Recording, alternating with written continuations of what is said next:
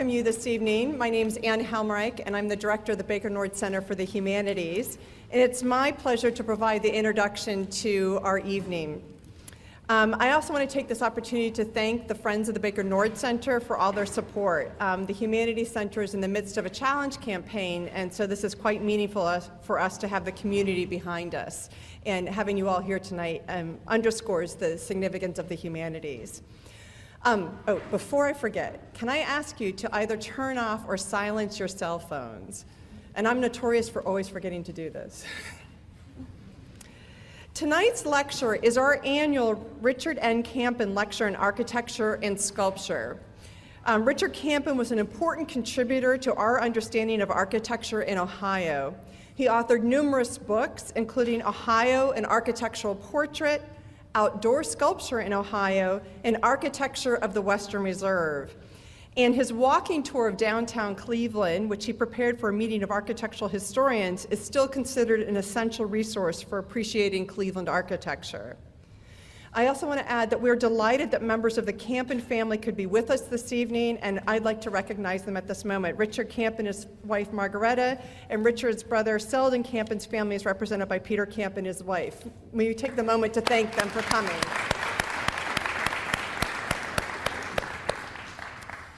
I think it's particularly appropriate that we're able to honor Richard Campen's legacy by hosting tonight's lecture, which is given by one of our local heroes in architecture, Pete Van Dijk. So I think this wonderful connection between somebody who studied the history of Ohio architecture and someone who's changed Ohio architecture.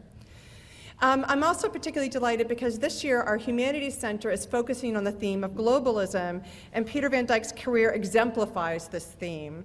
He was born in Indonesia to Dutch parents. He grew up in Venezuela, and I understand that your knowledge of Spanish came in handy when you were working alongside Cesar Pelli in Aaron Saarinen's studio. Is that correct? He earned his undergraduate degree at the University of Oregon, served in the Army, and then earned his master's degree in architecture at MIT with the GI Bill. His first job was with the firm of Saarinen, and his work including supporting the design process for Dulles Airport. And today he's returned to that site to oversee the architectural integration of the new transit station into the terminal. In the intervening years, and I'm obviously truncating an extraordinarily rich record of accomplishment, Peter Van Dijk has lived in Rome on a Fulbright Fellowship and received numerous architectural awards, including the American Institute of Architects Gold Medal, the Cleveland Arts Prize, and the Ohio Arts Prize. He was the lead architect in the firm now known as Westlake Reed Liskowski. Our local landscape has been enriched by his designs, which include Blossom Music Center, Kane Park Amphitheater, and buildings for Cleveland State, Ursuline College, and John Carroll University, just to name a few. He's also been a leader in preservation, including the Cleveland Federal Reserve Bank, the transformation of the Akron Post Office into the Akron Art Museum, and the restoration of the Palace, State, and Ohio theaters in Cleveland's Playhouse Square. In short, he has transformed our community. Tonight, he will speak on his interest in design, preservation, tradition, and globalism in a talk entitled, "Okay, so you've always wanted to be an architect?" Please join me in welcoming Peter Van Dijk.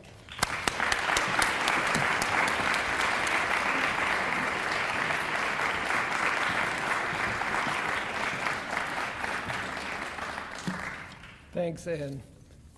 It's a real delight to be here. And I knew Richard Campen, wonderful person.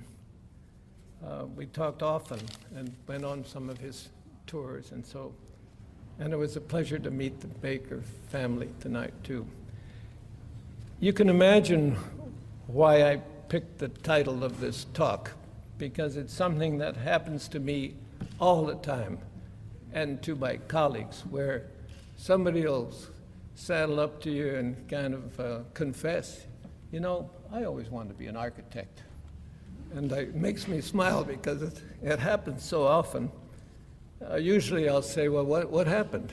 And they say, well, I didn't think I was good enough in math, to do that. And I say, oh, that's a shame. We must have lost a lot of good potential architects, because I had a lot of math, but I never used that calculus or so. So maybe solid geometry gives you, at least it's a three-dimensional subject that gives you some visualization.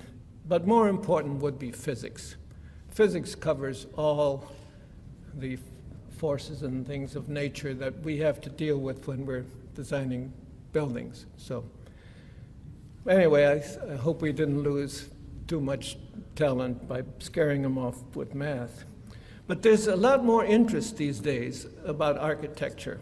At least in the years that I've been in Cleveland, I've seen tremendous interest grow, and I think a lot of it has to do, there's more reporting about architecture. We have Steve Litt, of course, done a good job at least making people aware of what's going on and now and then giving his opinions. Sometimes I don't agree with those, but he's always been very kind to me in terms of favorable reviews. But the thing is that architects, they must have a tremendous status these days. I mean, you hear architects all the time. They're always talking about architect this and architect that, but the thing is they're not talking about us. They're talking about the architect of the peace plan, or the architect of the recovery plan, of the economic transformation plan. In fact, just a week ago, my eye caught this newspaper headline, "Winning Architects Use Piecemeal Strategy." What's that? It was about the 2 World Series teams and how their managers had put together their teams, you see. And, right now there's a commercial on television from Denny's restaurants that says you can be your own omelet architect. So, man, we are busy, you know. The thing, though, is that I'd still like to see more architects being asked to sit at the table of the elected, you know, where decisions are made that vitally affect our community's interests. But we're getting there, I think so. I've been an architect now for a little more than 50 years. I got my first license in 1959 in Michigan, and shortly after came to Cleveland. I'm working now almost all that time for, as you said, Westlake Reed Laskowski. I haven't been a partner there for 11 years, but it's a firm that was founded in 1905 by Abram Garfield, who was a son of President Garfield, so he must have had a little leg up, you know, in starting a firm.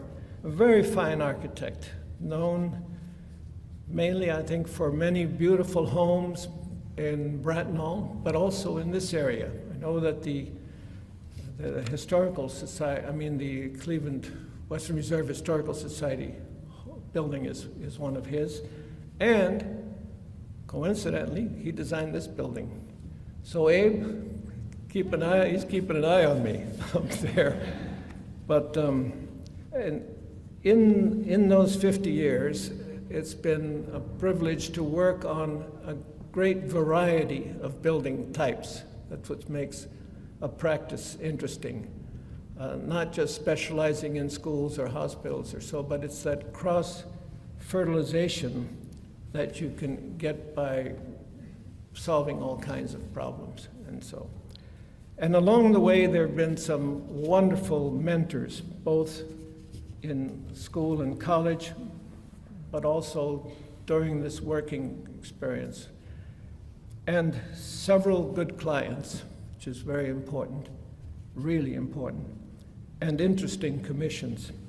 And I've been humbly fortunate to have been entrusted with the design of some important projects early enough to make a difference in your professional life. This doesn't happen anymore these days, especially with globalization, that a young guy would get a nice, juicy project. But I love this profession, this job. It's creative, obviously, and it's very challenging, and it's not boring. Every job is different. Every client is different. Everybody's needs are different.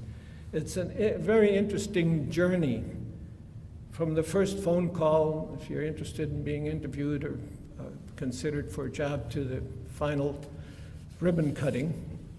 but it's not a smooth journey. Usually a lot of bumps in the roads and a lot of 2 steps forward, 1 step backward, and so, but you get there, and you just gotta understand that, and it makes it fun. But I love this job as more as an avocation also. It's just a fascinating history of architecture, man's achievements, and the biographies of the people themselves. It's these wonders of the world, from the vernacular to the icons. And it's very inspiring and definitely humbling. But it gives you a life of constant learning, going to see things, planning trips of stuff that you've never been to Borobudur yet, you know, you need to get there someday, and just appreciating that, and that I'm never going to be bored, and so. But architecture, as you can know and imagine, it needs to be experienced in place. You have to go there. It's nice to see beautiful photographs in books. Those are just to whet your appetite, but to go see these great things, new and old. And especially over time, through the rhythm of the seasons and even through the rhythm of the day. It's the way light plays on architecture that is your main tool that you have.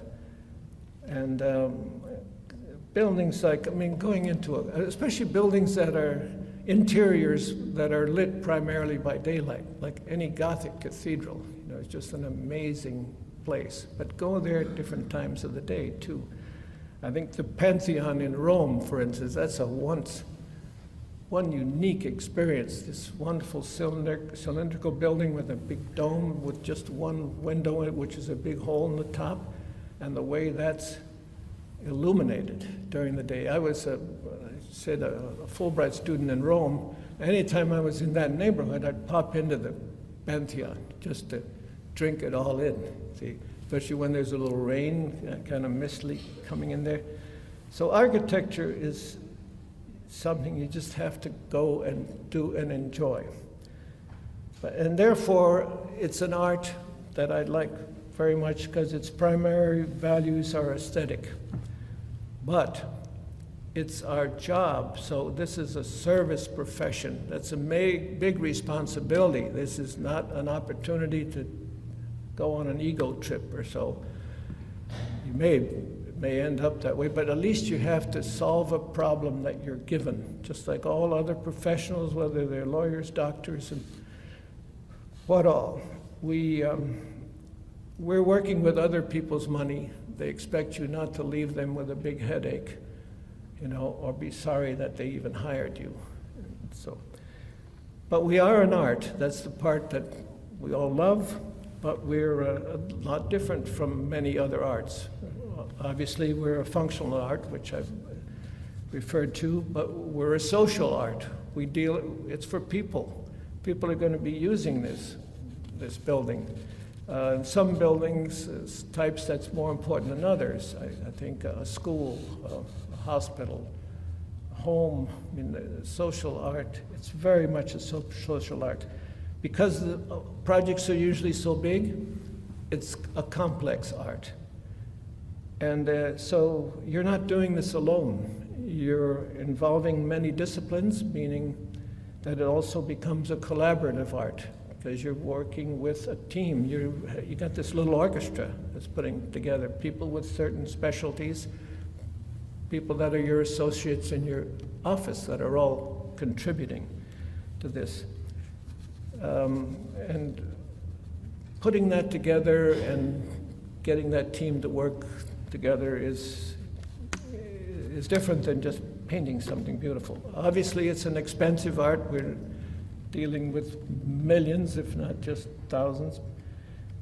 And in order to get something realized, and it takes a long gestation period to get a building designed and constructed, and so it becomes an art of compromise, that you just can't do what you had in mind completely my way.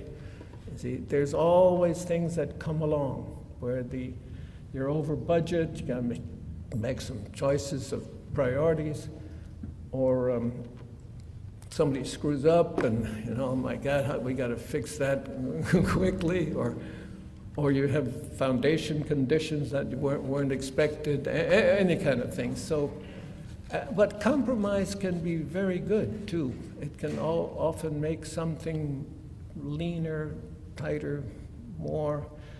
This is all we need, and at least we got that part of it. So learning how to use compromise is part of what you do. A couple other things that I think are different about us is it's not an isolated art. We're very integrated into the community or the society. I mean, there it is, and it's going to be there for a long time, and it's just part of your life, not only yours, but all the other people. And then I guess the last thing is that architecture changes slowly. It's not fashion and whim. And it changes mainly through technical breakthroughs, which is obvious. The science of building, from starting with only being able to stack stones on top of each other to build a pyramid, to building stone columns with a short lintel span. You couldn't go very far because it would crack under its own weight. And that went for centuries. It wasn't just a few months before they came up with another idea.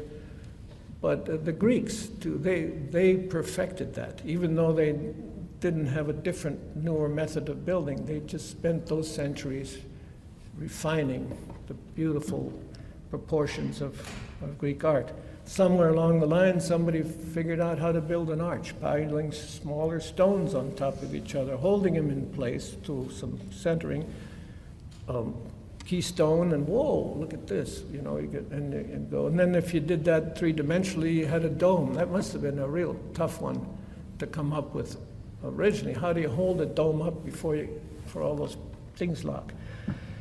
And then they pointed the arch so that the thrust wasn't so broad outward, and you could build these Gothic cathedrals. And I think some of the most amazing things, when you think of the time, are the Gothic cathedrals, how cities competed with each other, all for the glory of God. This wasn't a space effort or anything. But to be able to build so high and so light without any steel or anything. So, but all of those changes came slowly. It started to speed up a little bit when we discovered wrought iron. Bridges in England were being built with wrought iron, and then steel, of course, made it better to go even further. It was stronger, and all that. You could build on top of each other. And that stopped until Otis came up with his elevator, and then that really changed the forms of buildings. So what I'm getting at is it's going slowly. I think there's going to be major changes in the way buildings look now that we're far more responsible and conscious about saving our natural resources and going back to working with nature, and that our buildings themselves are going to be self-sustaining, producing their own energy, or at least not wasting all that energy. See. And it's still an art. But architecture is a living art. See, it can have a great influence on people. And this is both positive and negative. Architecture can do so much for you, make you feel so good, just enrich your life. But it can be terrible. Just some of the housing projects that we built after World War II, and especially in Eastern Europe, just gloomy, boring, just utilitarian buildings.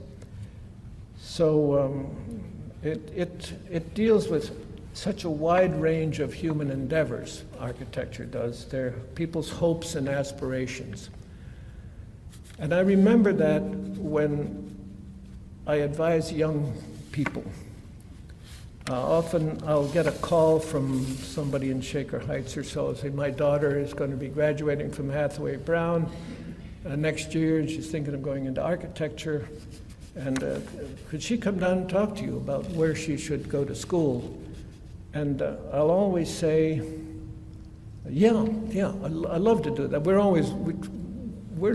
on a campaign to try and get the brightest people to come into our profession, so we haven't missed some of these people that were afraid of math or so.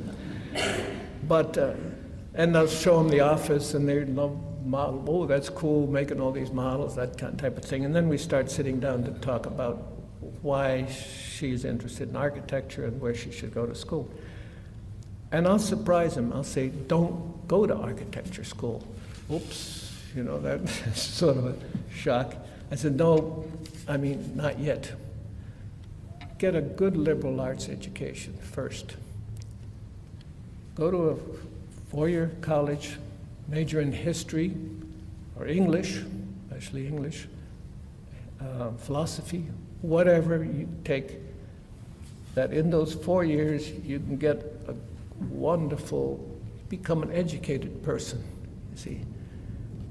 And then you can, oh, and then by the way, while you're doing that, take whatever electives you have room for in the arts, especially take drawing. Develop your drawings. Drawing is really observing, seeing clearly things, and a way of thinking. But painting would be good, and the other arts would be great. So, and then if you could travel, and maybe if you can convince an architect in the summer to come work for him, even if you're just filing stuff or going out and holding at the end of a tape when they're measuring stuff on a construction site. Just that exposure is good. Then you go 3 years to a graduate school in architecture. You're a little bit behind the students that have been in architecture all the time, but you're entering at a much more mature level.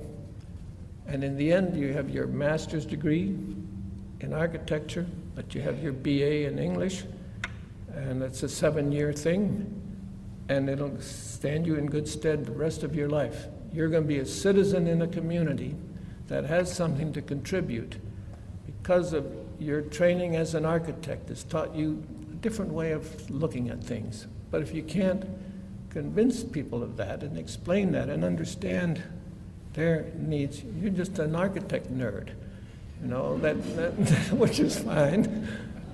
But you need to count. Maybe you will sit at that table of the elected if people think you can speak or whatever.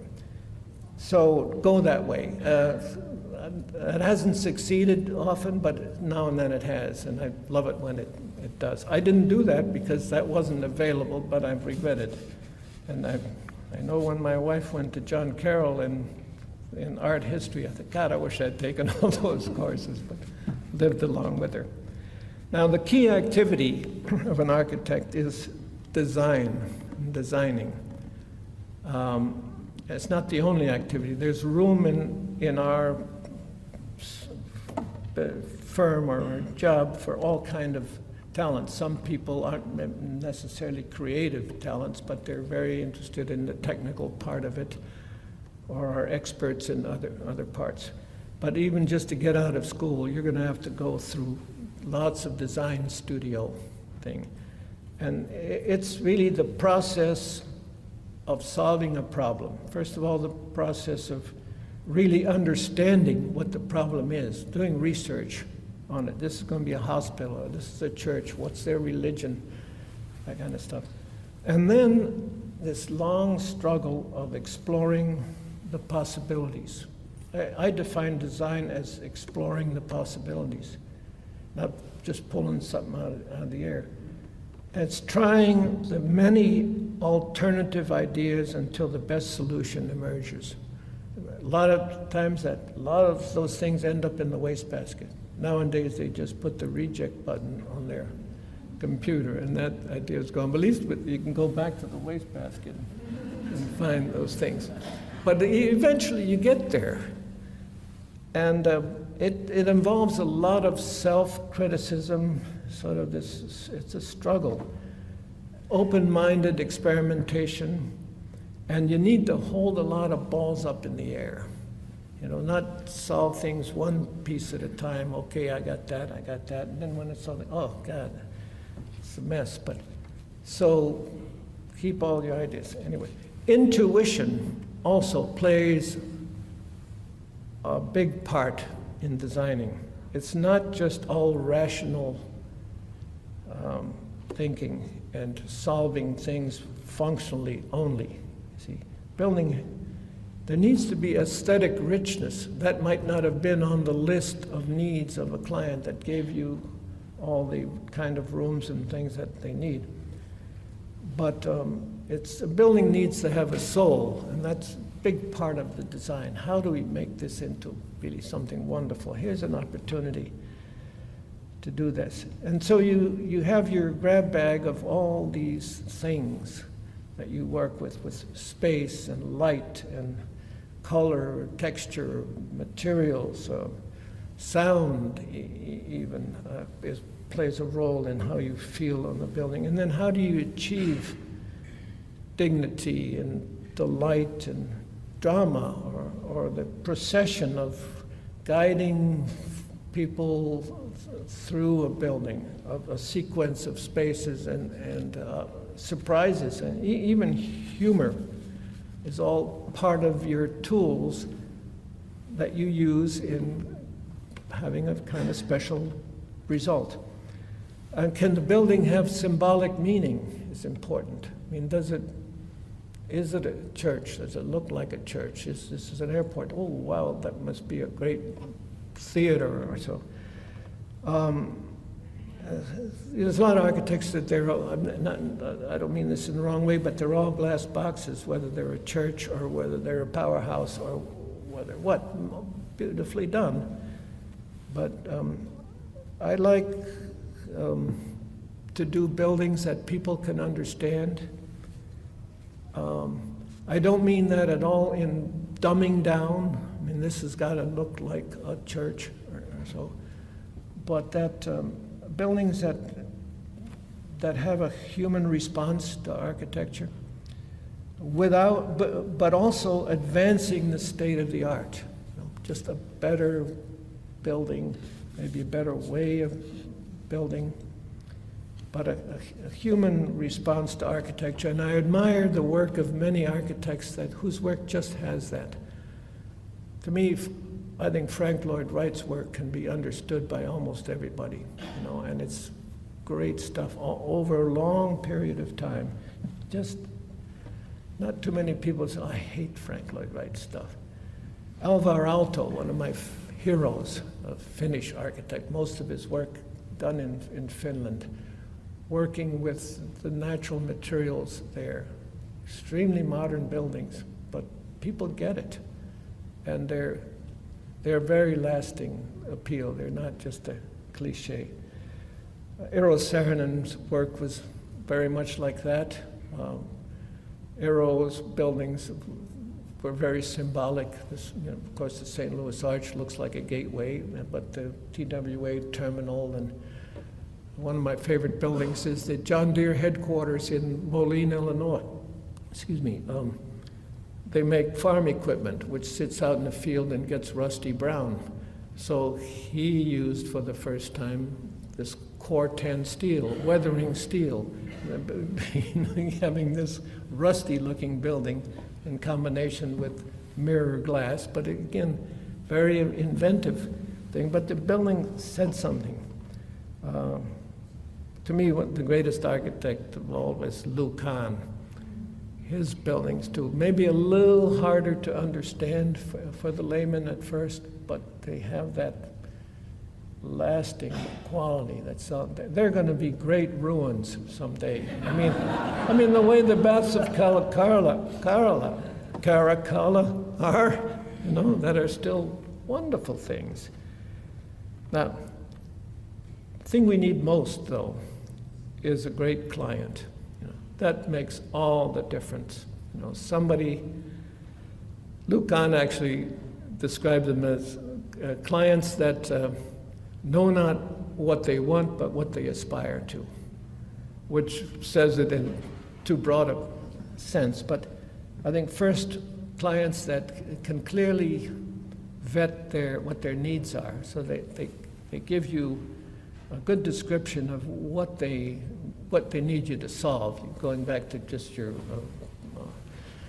service profession thing, so that you have all the pieces to your jigsaw puzzle, not go halfway through design, oh, I forgot another 2 bedrooms or whatever it would be, you see. So, but the best clients, though, are those who sincerely want to do the right thing, more than just for themselves, but that show a generosity to others.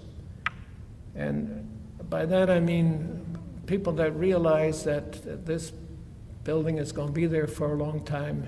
It's not for me only. It's what our forefathers did here in Cleveland. A lot of the things they left us were just amazing things that we, for generations, have been enjoying. Bobby and I lived in a house in Cleveland Heights that was built in the early 1920s, and I think we were the 5th owner. And I often thought, this is a good house. I mean, I wouldn't design a French chateau house today, but I could see what a neat place it's been to raise your family and how other families must have felt that. In fact, there are 2 families that own that house since that time. But something that over time can be enjoyed by more than just the original commissioner. Now, we are all influenced as architects, and everybody, from your past, who some of your great teachers were that made the difference, and your experiences, where you lived, where you traveled, and what you've read, and so. And certainly architects have a lot of influences by other architects. We might not always admit it, but I bet you we do.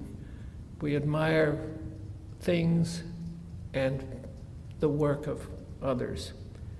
And we all have a long list of heroes. Most of mine, I think, are more self-effacing, hard-working professionals. I mean, a guy like Eero-san and Olu Khan, he didn't have a PR agent or anything, or was out there with his shtick, just a hard-working guy with his sleeves rolled up. But some of the people on my list, Frank Lloyd Wright, although wait a minute, he's not self-effacing. No, but I mean, certainly one of the most influential architects to have come around in a long, long time. And then, of course, Alvarado I mentioned, and Eero. I learned so much from Eero. He always kind of said he's not interested in being in the magazines, for the latest cliche, but he's more interested in being in the history books someday, that kind of thing. But fabulous guy. Olu Khan, who was one of my professors at MIT, I just learned so much from him, or been influenced by the timelessness of his work. Bucky Fuller was a professor of mine also, totally different thing, but working with him or having him as a prof, he should have had a Nobel Prize. He coined the whole phrase, spaceship Earth. One of the first people that started realizing, hey, this is all we've got, don't screw it up. And theoretically, it was trying to get the most out of the least. That was sort of a theoretical exercise. That's his geodesic dome stuff and so. But a few others that you may not know, Kenzo Tange, Japanese architect, all these people are dead now, but Tange was, his work, very, very modern, and yet it was Japanese, which is hard to do nowadays. How do you catch the spirit of a country or a culture in a very modern way? His buildings at the Olympics in 1980 are an example to look up. But today, I think the greatest architect is Santiago Calatrava, in terms of a genius and he's a structural engineer and architect. His work is so beautiful. Now, luckily these guys have computers to help them figure out these complex shapes. But there's many, many others on my list in history and from today. I mean, I'll hold Palladio, man, you'll be my friend for forever. But I'm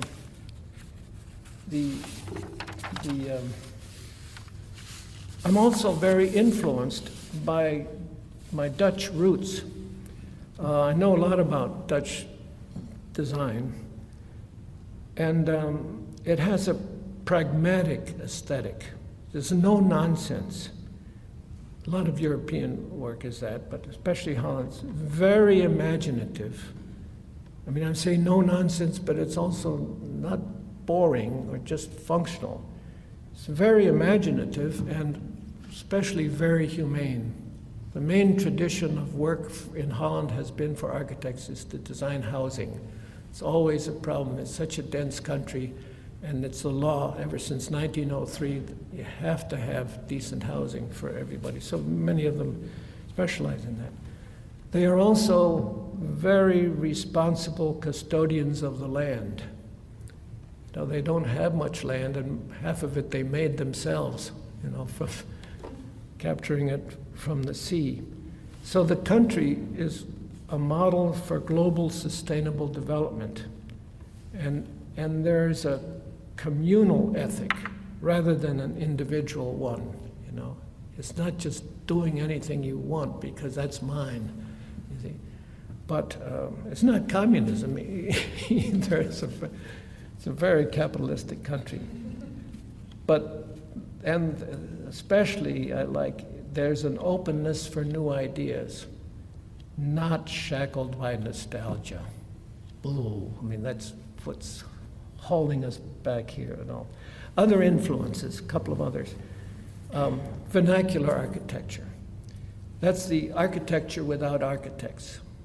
There's the title of a book by Bernard Rudowski called that, and I think along with it went to show at the Museum of Modern Art. But it's the variety of indigenous, humble buildings that you see everywhere in the world that were designed the way and built before people had today's technology where you can do anything you want now. You see, whether it makes any sense or not. Examples such as, the hill towns of Italy or Southern Europe, alpine communities, African villages, mud brick cities in Yemen, the different American barns in different parts of the country, how the barns in New England are different from the barns on the West Coast and everything. The houses of America in the past, the New England salt box to the southern mansion to the houses of the Southwest with their thicker walls, or adobe, or the Northwest houses where you could leave your windows open because you had long overhangs and it was mild weather, but the rain didn't come in. All the different forms that were developed over generations of experimentation with problem solving by people who identified in an inventive way with their own location and their own time and the conditions at hand using local materials. See, they were always working with nature, and that's all they had. They didn't have air conditioning and heating, and so they did the best they could in inventive ways, and that's what gave them their forms, and that differs in all over the country. And they're so intimately related to their environment, which is a lesson we need to come back to. And we're getting that, but heck, they were doing that. Where'd we go? The result is usually very instructive, especially for today, I say. They are the original green architects. They were using nature and their materials and not wasteful. And to me, there's a beauty in that. It's in that innocence and the honesty and the impersonal, natural character of their forms. It's not fashion or whims, you see. It's a good thing to strive for. In fact, they're so hard to improve upon because they serve their purpose so well. But this has come from evolution, I think. And they're so right. You know, it's as if they just grew there. Giorgio Vasari, his name popped up in the Montebello show yesterday as the author of a book. You know, he wrote The Lives of the Artists or so, but he was an art historian and architect. He described a building. I don't think he was talking about an Italian hill town, probably the Villa Farnese or so, but he said, non murato, ma veramente nato. That means not built, but born. See? Non murato, ma veramente nato. I think that's a terrific result to strive for, you know, that your building is just so right. See? While I'm talking about vernacular, I slip in here regionalism, because regionalism is a word that we talk about, and in architecture, it's the vernacular architecture or the forms and customs of a region, and that used to be that you could identify pretty well where you were by the type of architecture. But we've been losing that already for a long time, and hopefully with globalism we don't lose it any faster. But through less isolation, worldwide publications and everything, and the ability to do anything you want, appropriate or not. You know, you don't have to build with nature, or you didn't have to for a while now, because technology lets you do anything. I mean, you can build a glass house in Alaska and heat it like mad, and you can build the same house in Saudi Arabia and cool it, and neither may be appropriate, but you can just misapply novel ideas and cliches, and they're spread all over the place, and everything's starting to look the same. The other inspiration to me is shapes in industry, I mean, even steel plants or harbors or refineries, and bridges especially.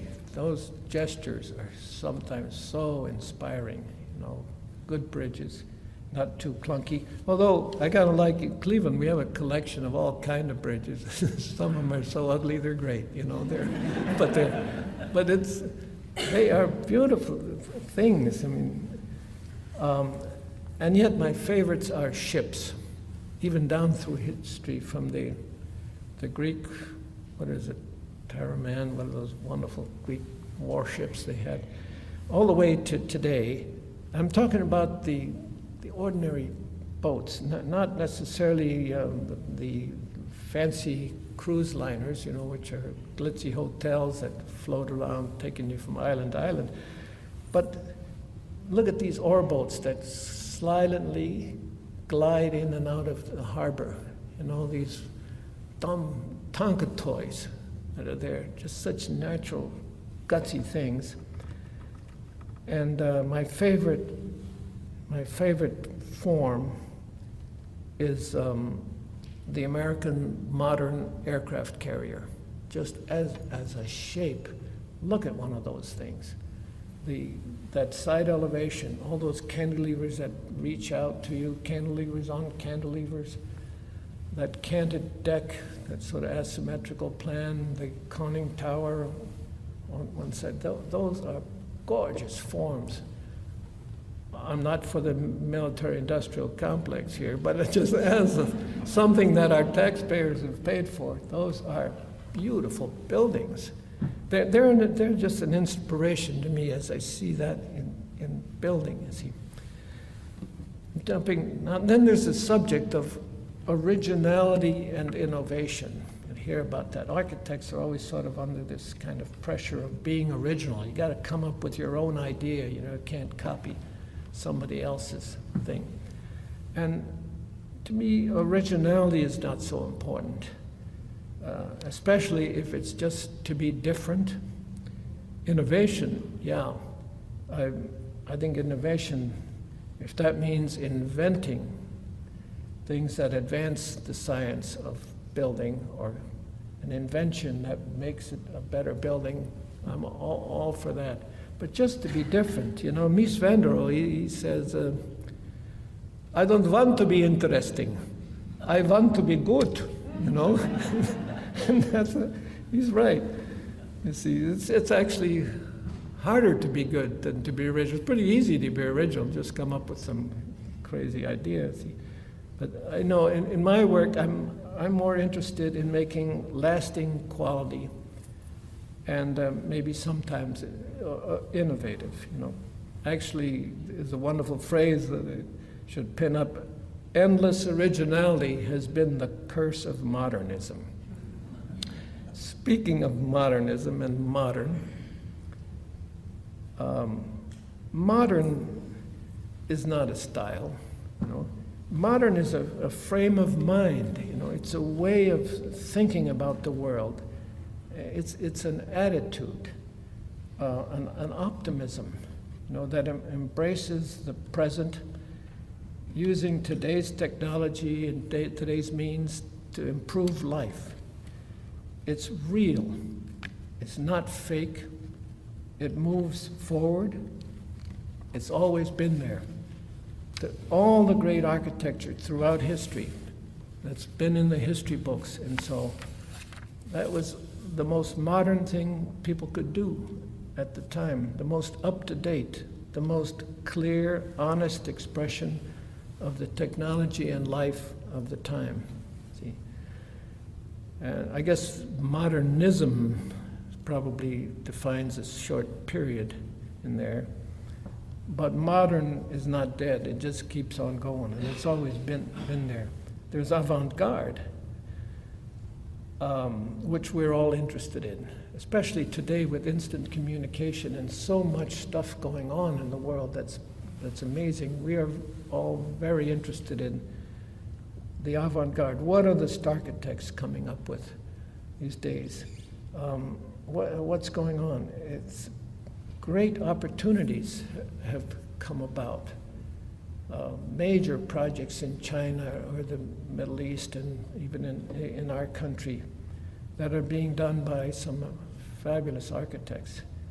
And so I feel that all in all, a lot of it is very good and amazing stuff, and you envy them. I wish I had a job to do something like that. However, now and then I get a bit skeptical about, and sometimes actually even miss the idealism of the earlier avant-garde. And at times I think it's just self-indulgence. And this is fed by this media hype of the Bilbao effect.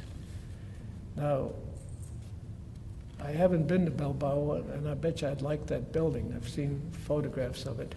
But it's become the slogan, the Bilbao effect. That's going to turn your whole town around, you know, and put you back and thing.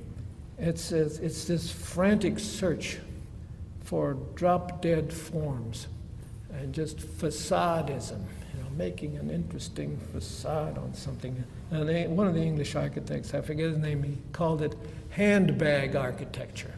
You know, it's just great, but it's that wow factor, you know. Well, maybe I love it if somebody walks into one of our buildings and says, "Wow, this is kind of nice," you know. But I mean, to have to go for that wow factor all the time, it's having to make everything so special, extraordinary, or unique, you know. Everyone is expected to be genius. I mean, in Italy, it's okay, you know, it's molti italiani si credono di essere geni soltanto perché sono italiani. You know, Harvey, every Italian thinks he's a genius just because he's Italian, you know, but that's okay. But to me, it's a dangerous effect on architecture students, you know. Concentrate on being good first, and don't worry about the Bilbao effect. affected. So I'm going to complain about something here now. And we architects all have this big gripe, and that's our working environment.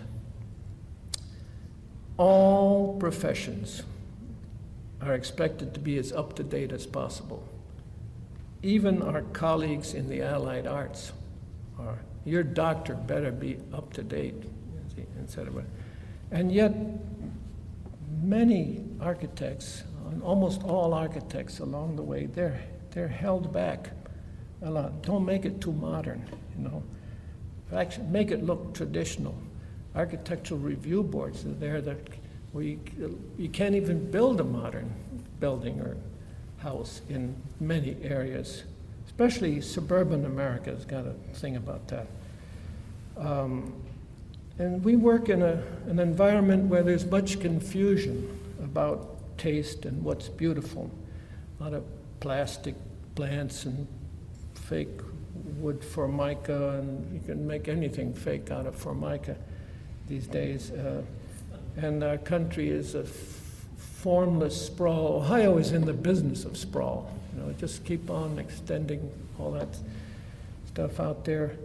And there's a real blindness and callousness to ugliness. People don't see it anymore. I mean, just we're festooned with telephone wires and stuff all over the place. You don't see that in other civilized countries. That's all underground. I mean, come on.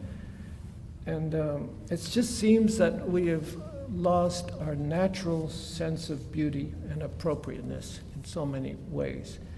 And I think it comes from the loss of art education and art in schools, and it's going to get worse, especially now. There's no money for that stuff. And as a result, advertising has taken over the role of telling us what's beautiful. You know, that's all this hype. It's just a lot of fake tradition. And how about the oxymoron, authentic reproduction? Yes, everything is a pastiche of nostalgia for the past. You see, there's a fantasy land and theme parks and Lunacy Village, Legacy Village. You know, and this sort of Disneyfication of America, you know. I mean, come on. Tradition is not a cosmetic. It's a culture, you know. It's a continuing growth of our culture over time. This is not freezing history, but enhancing history's flow. We can derive inspiration from the past, not imitation. Now, I'll tell you about the past, and that's preservation, which I've been involved in a lot, and I didn't used to even think about it when I was growing up as an architect and early practice. You were doing your own modern buildings, but coming to Cleveland, I realized that we have inherited many magnificent buildings from our Cleveland forefathers, proud, wise citizens who gave us things of real quality and value and gave it back to the city in which they made their fortunes. Not only individual buildings, but also groups of buildings of graceful design, noble materials, and marvelous interior spaces, incorporating and collaborating with all the allied arts and the crafts. Some of these buildings are just such jewels. Among them are the 5 great banks we have, the Huntington Bank, the Society Bank downtown, the Federal Reserve Bank, the Cleveland Trust Rotunda, which has sort of been mothballed for a long time, and the original National City Bank, but also public buildings, our courthouses and city halls and office buildings, theaters, museums, churches, beautiful homes and parks, and actually whole neighborhoods that were done here in the past. Cleveland was a wealthy town, and they had generous people that gave those things back to us. We were also envied for innovative examples and ideas of urban planning, starting with our 1903 group plan, which gave such dignity and orderly form to a downtown. It was actually the first application of the City Beautiful movement, which was featured in the Chicago World's Fair 10 years earlier, trying to show that America could be, was now a grown-up country. So, and then there's a collection of arcades and passageways. Those fascinate me because that's unique to Cleveland. Only, I think, Providence, Rhode Island has an arcade. But that is such a civilized amenity for a northern city with a sometimes hostile climate. See, I have a little gripe with I.M. Pei, who I admire very much as an architect. But back in the 50s, he was the darling of urban renewal projects. He was the architect that did urban renewal projects in Chicago, Philadelphia, all over the place. And the last one was Cleveland, but it was the biggest. I think it was 32 acres. He had an opportunity to tear everything down and make a master plan for a big area of Cleveland. But by then, I think he was pulling stuff off the shelves from other projects, and he totally missed the idea that we already had in place a nice beginning of elegant network of arcades, and to apply that to Cleveland in a new design where you would have a major spine or something, whether you could travel through much of the town, just build on what we already had. See? Anyway, I still love Pei. He just did a fantastic museum, I think, in Dubai recently. Another Cleveland thing that was big was the Terminal Tower. And that was a big idea, to have a railroad station, an office building, a department store, and a hotel all in one megastructure, even also riddled with elegant passageways, right on Public Square, connecting with a rapid transit system to Shaker Square, one of the very first shopping centers and beautiful residential areas. And so even University Circle is a pretty special idea, placing so many cultural institutions in this park-like setting here. And in the 30s, we were leaders in public housing. The work of Joe Weinberg and Wally Tier and some of those guys was, people were looking at that from everywhere. All these features are the assets that are unique to Cleveland, and they contribute to what we are. And we as architects, first of all, our training should obligate us to help identify what are the valuable pieces to save, and then to help and show how to breathe new life into these buildings, to see if they can't be saved and be useful and valuable for us and future generations to enjoy. And doing this, though, with finesse, not heavy-handedly to fix a building. And it's not the place to show your ego, so you air condition this building or so. And now I can put a chrome-plated duct in there that says this is an expression of air conditioning or so. No, come on. You're fixing somebody else's work. I think your reward might be 100 years from now, somebody will fix up one of your buildings. But our city's character and quality is the product of these layers of history. The dialogue between generations, and time is all part of this. We live in space and time. In some cities like Rome or Paris, you see time. I mean, you read it. It's right there just by, you can see this has all these layers.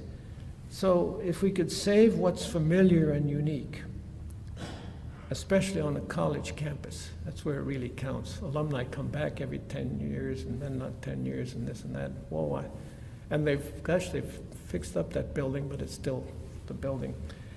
But these are the things that distinguish one city from another, so that they're not all the same. Other cities have their own wonderful things, but we should keep ours.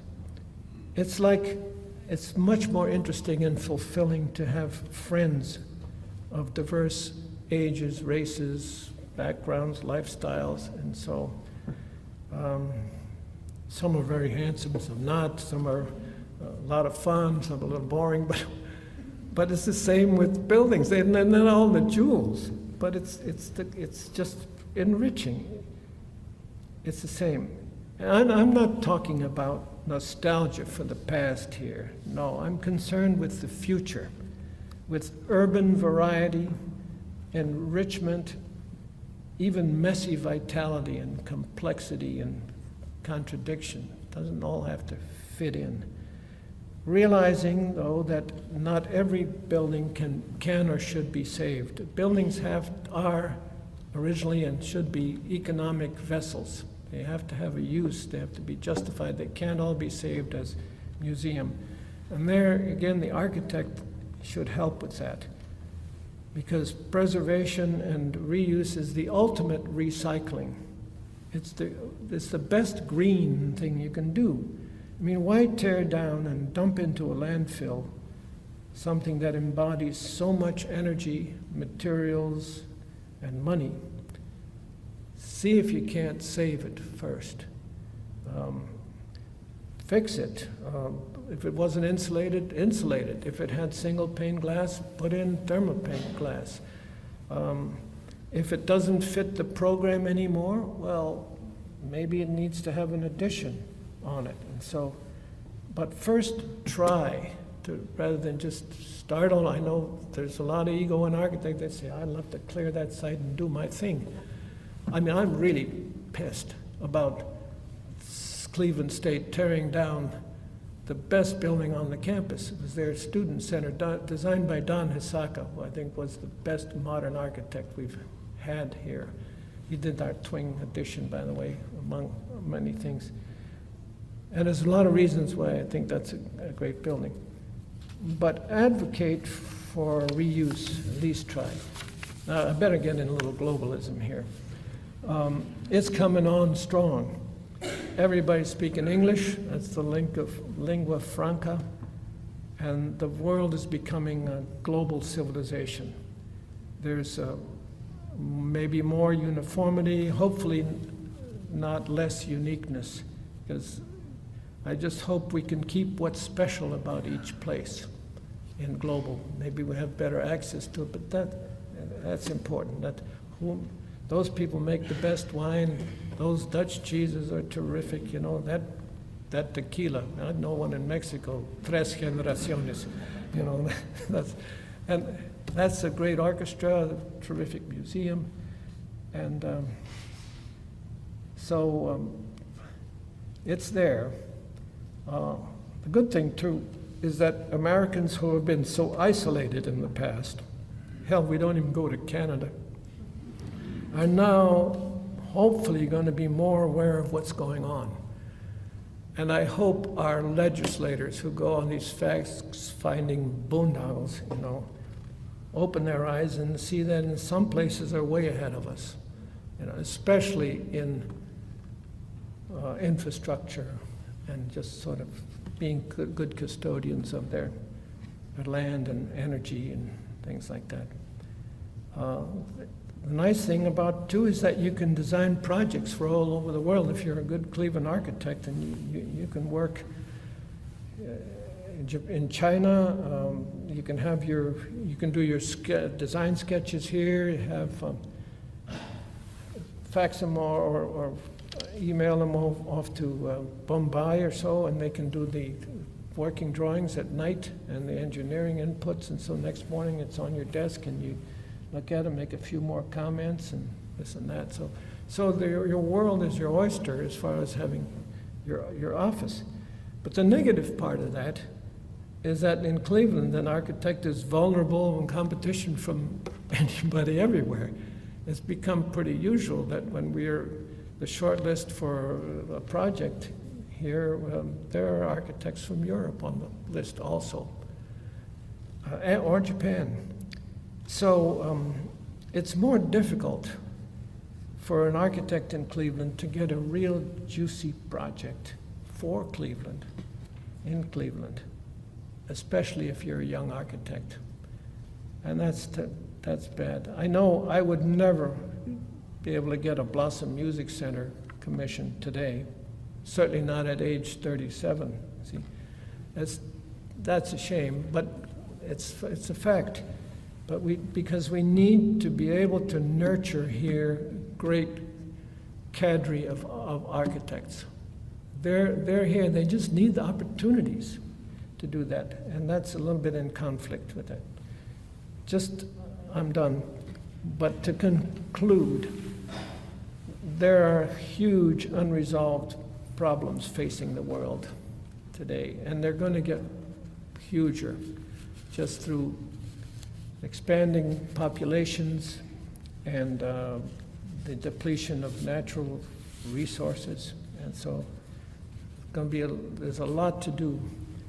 And there have been many wonderful things done and happening here and there, but still not enough. Not enough in the places that you daily experience. You know, they're occasional. We need many more models of positive environments for everybody to see. Just example, I mean, you can't even show people a modern house because it doesn't exist hardly around here. Not enough places that we need more models, socially uplifting stuff, aesthetically compelling, and real satisfaction. And I'm optimistic about Cleveland because we do have very good architects here, and we've inherited so many good bones, all that stuff from our forefathers that was so good, and especially that our natural features are so unique here. This incredible lake, my God, and a river, and even the topography of our city with the heights and to it in the lower part. And we have a very, very good art and design school here in the Cleveland Institute of Art. We also now have a graduate school of architecture of Kent, which I think it's important to have architecture schools in urban cities. And we have opportunities. University Circle is almost great. There's so much good stuff there, but it's missing a few more things, important things. Like, there's no sin here at all. Everything is the best, you know, the best museum, the best orchestra, there's 3 great hospitals, a big university, and so. But the big street life is up on Coventry. You know, we need more 24/7. We need more housing here, and gotta keep an eye on it that it's good designs. Variety of housing, especially luxury housing. Bring that money back into Cleveland, have those people live here next to their museums, etc. But good things are happening, but there's still plenty of opportunities that we shouldn't let slip by. Bring the rapid transit to Mayfield and so. But I love my colleagues that I work with, all my architects. The camaraderie in this town is good. We're a small profession, so we stick together.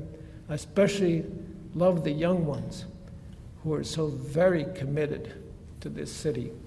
They've come back to Cleveland, they live in the city, they've put sweat equity into their house, they may even bicycle to work.